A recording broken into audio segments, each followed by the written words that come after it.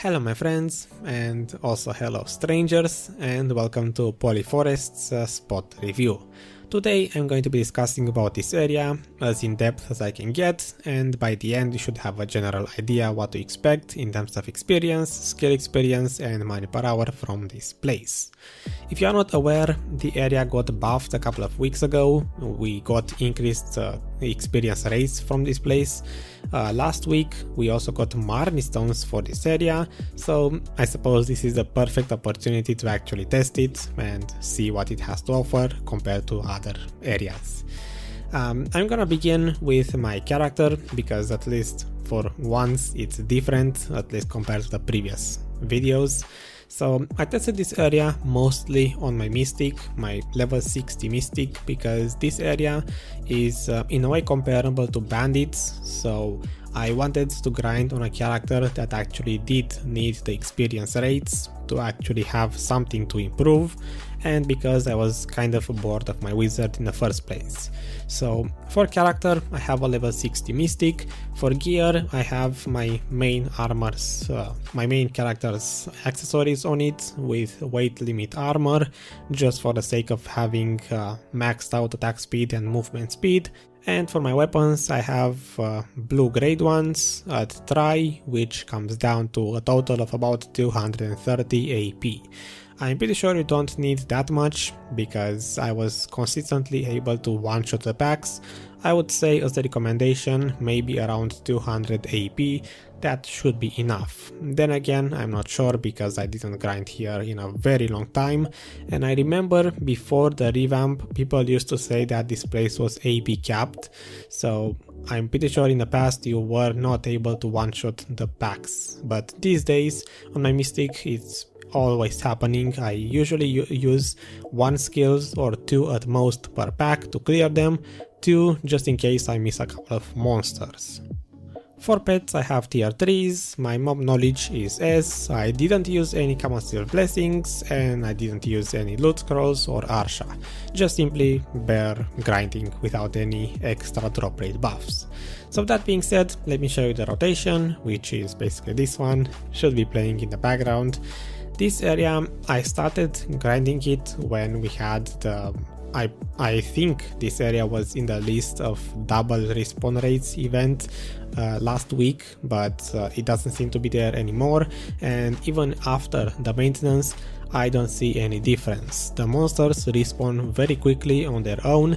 The rotation that I'm using, the one playing in the background, has more than enough monsters. I was never able to overclear the monsters, and in fact at times I wasn't even doing the full rotation. I might not even be showing the full rotation because I was often excluding some packs because I didn't need them. I didn't check other rotations on the area, but I'm pretty sure you can make at least, let's say, 3 rotations on this place. I didn't encounter that much PvP, although this area being kind of new and, as you will see soon enough, pretty good for experience. I did see people lurking around. A couple of times I had to switch servers. At times I will say this is the only place in the game where I think this area is a magnet for people who keep claiming that this is their spot. Like, I grind for half an hour and then someone suddenly pops up and he says this is my spot, I've been here for 1 hour, when I can clearly see that he wasn't. That happened a couple of times, so yeah. In the future, especially after some people see this video and others realize the experience rates here, I'm pretty sure it will get kind of contested, maybe, I'm not sure. But for now, at the time of making the video, I didn't really have that much of an issue. PvP, it never happened, and rotation, yeah, should be done playing by now.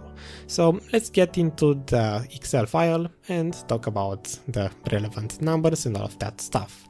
So for my trash per hour, I'm gonna say I grinded 11 hours in total. Not all sessions were of exactly 1 hour because I just got bored halfway through or had to do some other stuff, but in total there are 14 sessions, 11 hours grinded, and the first run was slower than most of the others, 6.2 thousand trash per hour. Then there's this one at not even 6,000 trash per hour, run number 8, but besides those I was kind of consistently able to get around 7.5 to 8,000 trash per hour, often getting close to 8,000 trash per hour, especially on my last couple of runs where I was kind of trying to pay attention more. You can imagine in 11 hours I was watching Netflix often, I was sometimes chatting with my guildies or being distracted in other ways, so that's why maybe at times it decreased. But the run number 10, this is when I started. This one was done immediately after the maintenance. As you can see, it has monsters as well, because I started testing this before we got Marnie stones added, and a few days ago, Wednesday, we got Marnie stones for this area finally. So only the last 4 runs to 5 have monster values, and for those I was kind of trying to clear at my best performance. The very last run is my experience test on Ranger, because my Mystic is not level 61 yet, so I needed a level 61 character to test experience on, and that was my Ranger. I didn't include the Ranger run in the average trash per hour or the monsters per hour values, because my Ranger was a little bit slower than my Mystic, and I didn't feel like it would be fair to compare, to add a different class into this. The area was fully tested on my Mystic, and that's that. So let me quickly go through the money per hour, because there's not that much to say about it. It's pretty good, but I'm gonna start yeah.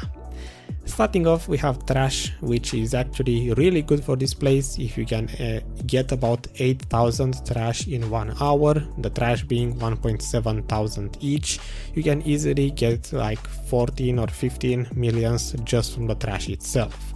And besides that, you get also the water spirit fragments, which are also a form of secondary trash. These are worth 50,000 silver each, and you also sell those to the NPC. So those are your two types of trash. Black energy residue here drops really well. If you're looking for a place to grind for a Dragon Slayer weapon, this would be one of the top areas. You get at least 50 dust per hour or so, I would say. Then we have traces, are pretty relevant if you don't care about that. Dust and Caphras, those impress me quite a bit. Caphra stones, they don't have a significant drop rate over other areas. You either get 0, 1 or 2, but you get a lot of dust as pure drop. If I look at a run which was about an hour, this one I got 24 dust in 1 hour. On this one I got 34 dust in 1 hour. So that's an easy 5 or 6 Caphra stones extra that you make just from the dust. So I would say the trash and the Caphras combined make most of the income that you will see from this place. There are some blackstone drops, weapon ones not that much, you get some armor stones if you are into that. Then we have the Dew of Tranquil something, there's something more after that. This item you exchange it for Azula pieces if you need those. In my case I was selling them to the NPC for 100,000 silver each. Lifestones don't really sell to the marketplace that well. There are a ton of them registered at any given time, so I'm just gonna put here for now a 0 while we talk about the money per hour rate, because I believe the life spirit stones don't really sell to the marketplace and you will have to find some other way to make them into income. Voodoo dolls, I gave them the basic marketplace value, even though they don't really sell either, but if you make the scrolls, the voodoo scrolls, I'm pretty sure you can expect to make about the same value from them. So those don't drop in very high numbers, but they are still here. Forest breath, you do get those quite often compared to other spots. They do sell for a fairly decent price. You can even consider these to be the scrolls of Kama Sylvia, at least for this area. Petals just drops on any other spot. Mystical shards, I got 3 of them if you're interested in making that in-game costume. And then we have the Lemuria armor and chest.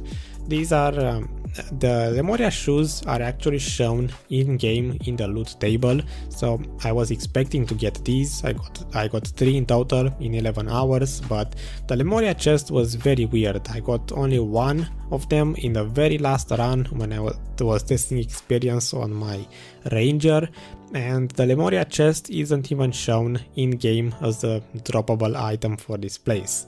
So something tells me that the in-game item drop loot table, whatever it's named, is not exactly up to date. Besides those, I dropped 2 enhanced pieces here, a level 8, a plus 8 Lemuria shoe and a plus 3 Lemuria shoe, which I considered that you would sell to the marketplace just because. It's not exactly worth extracting the blackstones, since even the base Lemuria piece is worth more than those blackstones. Besides that, one last thing to mention about this loot table, I did encounter, I believe, 2 of those traveling NPCs, not NPCs, the monster that spawns in Valencia and Camasilvia, and if you kill it, it's like an elite, it drops a chest, and from that you can expect some random loot. I forgot what the name was, but I will put it while editing. I believe I encountered 2 of those, and one of them I got to kill, the other one I didn't because I didn't pay attention, not sure. I may have seen more of them throughout my 10 hours or 11 hours, but I guess I just didn't pay attention to kill them, because there is some yellow message that pops on the screen and you have to kill it quickly before it disappears. After I killed it, it dropped a couple of items, 2 of them being these tier thing and the Valdara relic fragments, which you can exchange in Camasilvia, the city, to actually get more cash.